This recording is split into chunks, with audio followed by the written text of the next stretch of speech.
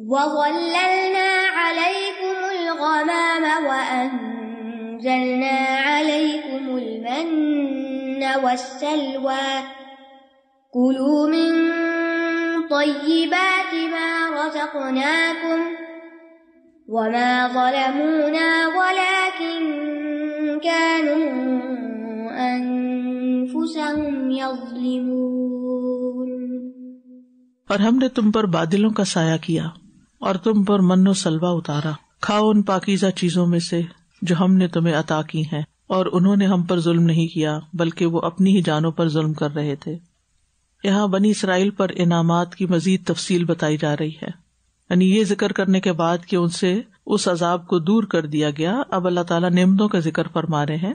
اور وہ کیا کہ فرعون سے نجات پانے کے بعد بنی اسرائیل جب صحرائے سینا میں بغیر گھر کے یعنی ہوم لیس تھے، نہ کوئی گھر تھا نہ کھانا تھا، تو اللہ سبحانہ وتعالیٰ نے ان کو دھوپ کی مصیبت سے بچانے کے لیے بادلوں کا سایہ کیا، جہاں جہاں وہ جاتے تھے وہ بادل ساتھ ساتھ جاتے تھے، کھانے کے لیے من و سلوہ عطا کیا، اور پانی کا ذکر آگے کی آیات میں آ جائے گا۔ یہ واقعہ تفصیل سے انشاءاللہ سورۃ المائدہ میں آئے گا کہ کس طرح موسیٰ علیہ السلام جب بنی اسرائیل کو لے کر وادی سینا میں پہنچے تو اس وقت ان کی تعداد لاکھوں میں تھی، لاکھوں کی تعداد تھی۔ موسیٰ علیہ السلام نے انہیں حکم دیا کہ وہ اپنا وطن واپس لینے کے لیے ملک شام یعنی فلسطین پر جا کر حملہ آور ہوں۔ جو لوگ پیچھے سے قابض ہو گئے تھے جب یوسف علیہ السلام کے زمانے میں حضرت یعقوب علیہ السلام ساری بنی اسرائیل کو لے کر مصر چلے گئے تھے، تو اب یہ مصر سے واپس آ رہے ہیں تو ان کو اپنے گھر جانا چاہیے تھا، اب صحرا میں تو نہیں رہنا تھا، صحرا تو پار کرنا تھا، اور پھر کتاب بھی مل چکی تھی۔ تو اب موسیٰ علیہ السلام نے کہا کہ اب تم اس پوزیشن میں ہو کہ اپنا وطن واپس لو اور وہاں پر چلو۔ وہاں پر عمالقہ ایک قوم تھی، وہ آباد تھی، ان کا تسلط تھا، اور اس کی تفصیل بھی سورۃ المائدہ میں آتی ہے جب کہا گیا اے میری قوم اس مقدس زمین میں داخل ہو جاؤ۔ اور مقدس زمین کون سی تھی؟ یروشلم کی، جو اللہ نے تمہارے لیے لکھ دی، تم اپنی پشتوں پہ پھر نہ جانا ورنہ تم خسارہ پانے والے ہو کر پلٹو گے۔ تو وہ کہنے لگے یا موسیٰ ان فیہا قوما جبارین، موسیٰ وہاں بڑے جابر لوگ رہتے ہیں، جب تک وہ وہاں سے نکلیں گے نہیں ہم نہیں جائیں گے وہاں پر، پھر اگر وہ نکل جائیں تو پھر ہم داخل ہو جائیں گے۔ تو ان کا جواب یہ بزدلی پر مشتمل تھا کیونکہ اتنا عرصہ غلامی میں رہتے، کہتے نا غلامی میں بک جاتا ہے قوموں کا ضمیر، علامہ اقبال کا کچھ شعر ہے۔ بہرحال پھر کہا اذهب انت وربک فقاتلا انا ہاہنا قاعدون، آپ جاؤ آپ کا رب جاؤ، وہ دونوں جا کے لڑو ان دشمنوں سے، ہم یہاں بیٹھے۔ کس قدر بدتمیزی اور بد اخلاقی، یعنی پیغمبر کے ساتھ اور اللہ سبحانہ تعالیٰ کے بارے میں۔ اور اس میں آپ ایک بات غور کیجئے گا کہ کبھی بھی یہ ربی ربنا نہیں کہتے، کہتے ہیں ربو کا، جیسے ہمارا تو کوئی تعلق نہیں، تیرا ہی رب۔ تو اس پر اللہ سبحانہ تعالیٰ ان سے ناراض ہوئے اور فرمایا کہ اب یہ زمین ان پہ 40 سال تک حرام کر دی گئی ہے اور زمین میں بھٹکتے پھریں گے۔ اب انہیں 40 سال اس صحرا میں رہنا پڑا، حتیٰ کہ ان کے سب بڑے ختم ہوئے اور ایک نئی جنریشن پیدا ہو کر جوان ہو کر لڑنے کے قابل ہوئی، جب تک پھر موسیٰ علیہ السلام کی بھی ڈیتھ ہو گئی، اور پھر یوشع بن نون جو موسیٰ علیہ السلام کے وہ شاگرد ہیں جن کا ذکر سورۃ الکہف میں آتا ہے کہ وہ ان کو ساتھ لے کر خضر علیہ السلام سے ملنے کے لیے گئے تھے، ان کی سرکردگی میں پھر یہ اپنے وطن واپس داخل ہوتے ہیں۔ اور اس دوران حضرت ہارون بھی فوت ہو گئے تھے، حضرت موسیٰ بھی فوت ہو گئے تھے، اور ان جیسی جو بھی نسل تھی وہ بھی، اور نئی قیادت یا نئی جنریشن، نیا خون آ گیا تھا۔ فرمایا وَظَلَّلْنَا عَلَيْكُمُ الْغَمَامَ، غمام سفید بادل کو کہتے ہیں، اور ویسے بھی بادل کے لیے عام بادل جیسے ہم بادل کہتے ہیں یا کلاؤڈ کہتے ہیں، پھر آگے ان کی کئی قسمیں ہوتی ہیں، تو کلاؤڈ کے لیے غمام کا لفظ استعمال ہوتا ہے۔ اور یہ بھی کہتے ہیں کہ ٹھنڈے بادلوں کو کہا جاتا ہے کہ جن کی وجہ سے فضا ٹھنڈی ہو جاتی ہے، بظاہر ایسا ہی معلوم ہوتا ہے کہ صحرا میں ان کو ٹھنڈا سایہ چاہیے تھا تو اللہ تعالیٰ نے ان پہ بادل بھیجے۔ وَأَنزَلْنَا عَلَيْكُمُ الْمَنَّ وَالسَّلْوَىٰ، اور ہم نے تم پر من و سلوہ اتارا۔ من عربی زبان میں احسان کے لیے بھی آتا ہے لفظ من، ہر قسم کے اس رزق کے لیے ایک جامع نام ہے جو بغیر کسی جدوجہد کے حاصل ہوتا ہو۔ اسی لیے آپ دیکھیں کہ اگر کسی کو مفت میں کوئی چیز مل رہی ہے تو کہتے ہیں من و سلوہ ہے، یعنی تمہاری کسی محنت کے بغیر تمہیں یہ چیز مل رہی ہے۔ اور ایک قول یہ ہے کہ من شہد جیسی کوئی چیز تھی، وہ طلوع فجر سے طلوع شمس تک اترتی تھی ان کے درختوں پر، اور اس میں سے یہ کھا لیتے تھے۔ بعض نے اس سے مراد مشروب لیا ہے، یعنی سلوہ کھانا ہے اور من جو ہے وہ پینے کی چیز تھی، کہتے ہیں کہ وہ شہد کی طرح کی تھی، وہ پانی میں مکس کر کے پی لیتے تھے، سافٹ ڈرنک، یعنی کھانے کے ساتھ میٹھا ڈرنک بھی مل جاتا تھا، سویٹ کا کام بھی ہو گیا اور پینے کا بھی ہو گیا۔ وہب بن منبہ کہتے ہیں کہ یہ باریک میدے کی روٹیاں تھیں، جیسے مکئی ہوتی ہے یا چھنا ہوا آٹا ہوتا ہے، اللہ عالم۔ ایک حدیث میں ہے کہ کھمبی یعنی مشروم جو ہے یہ من کی قسم میں سے ہے جو موسیٰ علیہ السلام پر نازل ہوئی۔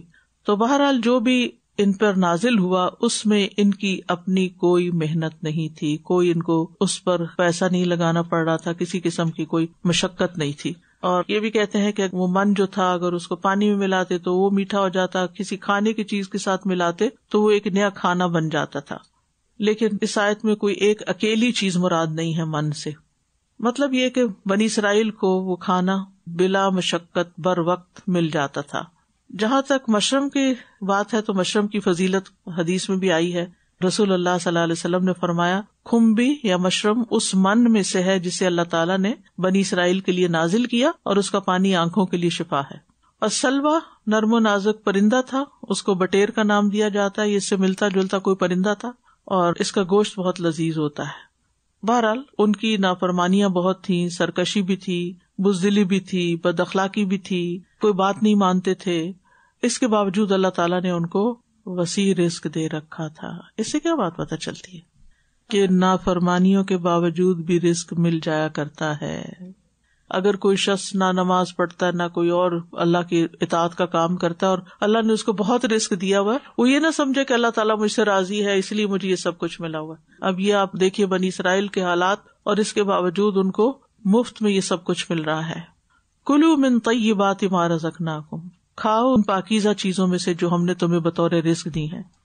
یہاں من جو ہے بعض کے معنوں میں نہیں ہے، من طیبات یعنی بعض پاکیزہ، یہ جو پاکیزہ چیزیں ہم نے تمہیں دی ہیں وہ سب کھا سکتے ہو، من و سلوہ کی قسم میں۔ وما ظلمونا، اور انہوں نے ہم پر ظلم نہیں کیا، یعنی شکر ادا نہ کر کے اور نافرمانی کر کے، ولکن کانوا انفسہم یظلمون، لیکن وہ اپنی جانوں پہ ظلم کرتے تھے۔ ظلم کیا ہوتا ہے؟ کسی کے حق میں کمی کرنا، یعنی انہوں نے بات نہ مان کر ہماری کسی چیز میں کوئی کمی نہیں کی، یعنی اللہ کے ملک میں، حکومت میں، بادشاہت میں، بڑائی بزرگی کمال میں، صفات میں کوئی کمی نہیں ہوئی ان کی نافرمانیوں کی وجہ سے، اور کسی کی نافرمانی سے بھی نہیں ہوتی۔ اگر کوئی اللہ کی عبادت نہیں کرتا تو اللہ تعالیٰ کا کوئی نقصان نہیں ہوتا، بلکہ انسان کس پہ ظلم کرتا ہے؟ اپنے آپ پہ ظلم کرتا ہے۔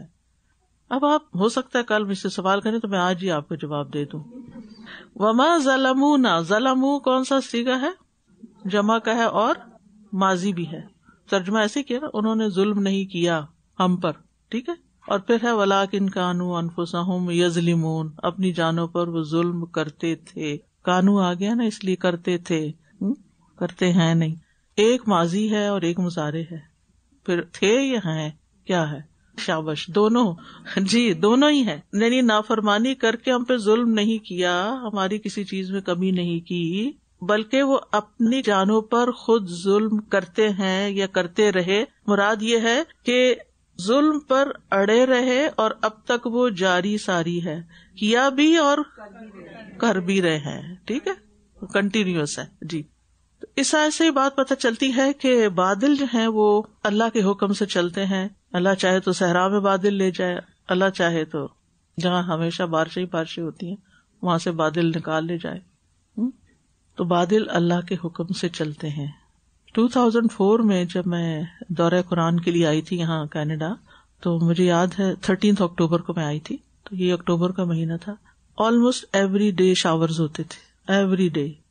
تو کیونکہ میں یہاں زیادہ رہی نہیں تھی تو میری انڈرسٹینڈنگ تھی شاید کینیڈا میں روز بارش ہوتی ہے، لیکن اس دفعہ آپ دیکھیں کہ اکتوبر کتنا ڈرائی ایک طرح سے جا رہا ہے نا اس کے مقابلے میں۔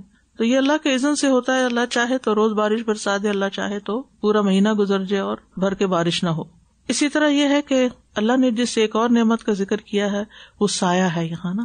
سایہ اللہ کی نعمتوں میں سے ایک نعمت ہے، چاہے درختوں کا سایہ ہو، چاہے بادلوں کا سایہ ہو، اور خاص طور پر تپتی دھوپ میں اور گرمیوں کے موسم میں۔ اللہ سبحانہ وتعالیٰ اس کا ذکر سورۃ النحل میں بھی کرتے ہیں، اللہ نے اس میں سے جو پیدا کیا تمہارے لیے سائے بنائے۔ کبھی سائے کی نعمت پر ہم نے شکر ادا کیا؟ اگر نہ کیا ہو تو کیا کیجیے، گاڑی کی پارکنگ اگر سائے میں مل جائے تو شکر ادا کر کے پارک کیا کرے، ٹھیک۔ اہل جنت کی نعمتوں میں بھی اللہ تعالیٰ سائے کا ذکر کرتے ہیں۔ وَأَصْحَابُ الْيَمِينِ مَا أَصْحَابُ الْيَمِينِ فِي سِدْرٍ مَّخْضُودٍ وَطَلْحٍ مَّمْدُودٍ وَظِلٍّ مَّمْدُودٍ۔ وہ ایک درخت ہوگا نا جنت میں جس کا سایہ 100 سال بھی چلے تو ختم نہیں ہوگا، اتنا بڑا درخت، کیا خوبصورتی ہوگی، سبحان اللہ. اور پھر یہاں آپ دیکھیں کہ ذللنا انزلنا ظلمونا نا آیا ہے، یہ سب رائلٹی کے لیے ہم نے حالانکہ کرنے والا کون ہے؟ اللہ نے اپنے لیے ہم کا لفظ استعمال کیا، تو یہ بھی رائلٹی کا ہے. اور پھر آپ دیکھیے کہ سلوا کا ذکر ہے تو پرندوں کے گوشت کی بات ہے. پرندوں کا گوشت گائے کے گوشت اور اونٹ کے گوشت سے بہتر ہوتا ہے.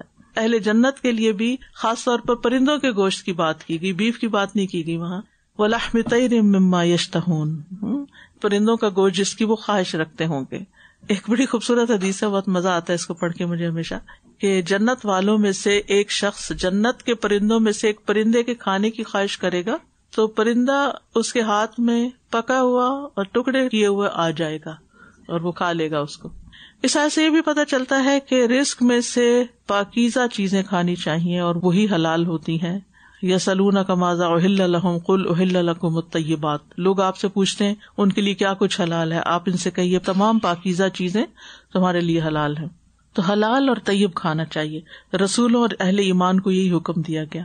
اور خبیث چیزیں ہمارے لیے حرام ہیں. خبیث کی 2 قسمیں ہوتی ہیں، ایک تو اٹ سیلف ذاتی طور پر چیز خبیث ہو، خراب ہو، بگڑی ہوئی ہو، ذائقہ بدلا ہو، رنگ اسمیل یعنی اس کی شکل خراب ہو، اور دوسرا یہ کہ اس کی کمائی خبیث نہ ہو، جیسے حرام میں سے جو سود کی کمائی ہے یا شراب کی کمائی ہے یا جوئے کی کمائی ہے، یہ بھی خبیث آمدنیاں ہیں. ذات میں بھی خبیث نہ ہو جیسے مردار، خنزیر، شراب وغیرہ، اور عمل اور کمائی بھی ان چیزوں کی نہ ہو. اور پھر یہ ہے کہ یہاں پر اللہ تعالیٰ فرمائے کھاؤ پاکیزہ چیزوں میں سے. تو اللہ کی دی ہوئی نعمتوں سے خود کو محروم نہیں کرنا چاہیے کہ ہم کہ نہیں ہم تو بڑے پرہیزگار ہیں اس لیے کچھ کھائیں گے نہیں. جو آپ کے لیے اللہ نے پیدا کیا ہے وہ استعمال کے لیے پیدا کیا، خراب ہونے کے لیے نہیں. مثلاً اگر آپ نہیں کھائیں گے، مثلا اگر آپ کے گارڈن میں بہت سا فروٹ ہوتا ہے اور آپ کھاتے نہیں صرف تقوی کی خاطر، تو وہ گر گر کے کیا ہوگا، اس کا حال ضائع ہو جائے گا. کھاؤ اور دوسروں کو بھی کھلاؤ، خود بھی کھاؤ دوسروں کو بھی بانٹو. اور طیب اور مباح چیزوں کو خود پہ حرام نہیں کرنا چاہیے، لیکن ساتھ ہی یاد رکھے کلو واشربو ولا تسرفو، اسراف بھی نہیں کرنا چاہیے، زیادہ بھی نہیں. ہاں کبھی کبھی اپنے آپ کو سزا دینے کے لیے یا اپنے آپ کو صبر سکھانے کے لیے کوئی پسندیدہ چیز نہیں بھی کھانی چاہیے. ٹھیک ہے، یعنی کوئی چیز آپ کو بہت پسند ہے لیکن آپ کوئی ایک پسندیدہ نیکی نہیں کر رہے تو آپ کو ایک گلٹ ہے، تو پھر کہیں کہ ٹھیک ہے نفس، اگر تم نہیں اٹھتے تہجد کے لیے تو پھر یہ بھی مت کھاؤ. جیسے بچوں کو سکھاتے ہیں نا، ایسے اپنے آپ کو بھی کبھی سکھانا چاہیے، لیکن اس میں مقصد یہ نہیں ہونا چاہیے کہ میں ہمیشہ کے لیے نہیں کھاؤں گی یا حرام کر لیا اس کو. جیسے حضرت عمر رضی اللہ عنہ نے قحط کے زمانے میں اپنے اوپر کھانا ایک طرح سے حرام کر لیے تھے سوائے تیل اور روٹی کے. روٹی تیل میں ڈبو کے بس کھا لیتے تھے کہ جب تک سب کو سب چیزیں نہیں ملیں گی میں نہیں کھاؤں گا. ان کو یہ بھی ڈر لگتا تھا کہ ساری طیب اور ساری ہی پسندیدہ چیزیں جو ہے وہ دنیا میں ہی کھا کے نہ چلے جائیں. ایک دفعہ حضرت عمر نے جابر کو گوشت خریدتے دیکھا، پھر دوبارہ تو کہا کہ تم نے کل بھی خریدا تھا. ان کا مجھے شوق ہے. کہا جو چیز چاہتے ہو بس وہ لیتے چلے جاتے ہو، کہیں ایسا نہ ہو کہ قیامت کے دن کہا جائے اذہبتم طیباتکم فی حیاتکم الدنیا، کہ تم اپنی ساری پسندیدہ چیزیں دنیا میں ہی کھا کے آ گئے ہو. تو اپنے آپ کو صبر سکھانے کے لیے، کبھی ان لوگوں کے ساتھ ان کا احساس کرنے کے لیے کہ ان کے پاس یہ نعمتیں نہیں ہیں، یعنی انسان اپنے آپ کو وہ پین فیل کروائے کبھی، تو وہ ایک تربیت کے لیے اس کی اجازت ہے. ورنہ کیا ہے کہ فَكُلُوا مِنْهَا حَيْثُ شِئْتُمْ رَغَدًا. اور پھر اہم بات یہ کہ گناہ ہو، ظلم ہو، نافرمانی ہو، اس کا وبال کس پہ پڑتا ہے؟ اپنے آپ پہ پڑتا ہے. اور ظلم جو ہے دنیا اور آخرت میں بدبختی کا سبب ہے.